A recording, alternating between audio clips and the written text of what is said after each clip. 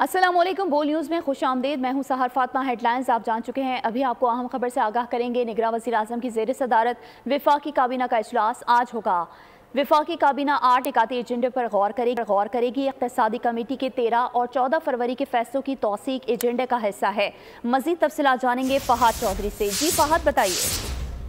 जी देखिए, निगरान वज़ीर आज़म मनवारुल हक काकड़ की ज़ेर सदारत वफाकी काबीना का इजलास आज 12 बजे वज़ीर आज़म हाउस में होगा, जिसमें 8 नुकाती एजेंडे पर गौर किया जाएगा। डीजी फाइनेंशियल मॉनिटरिंग यूनिट की डेपुटेशन की मुद्दत में तोसी पर गौर होगा। तुर्की की वजारत दिफा की जानिब से army chief general Asim Munir को Turkish armed forces legion of merit award के हुसूल की मंजूरी भी दी जाएगी, जबकि फेडरल इंस्पेक्टर ऑफ ड्रग्स की तैनाती और ड्रैब के तहत इसके दायरे इख्तियार पर गौर होगा।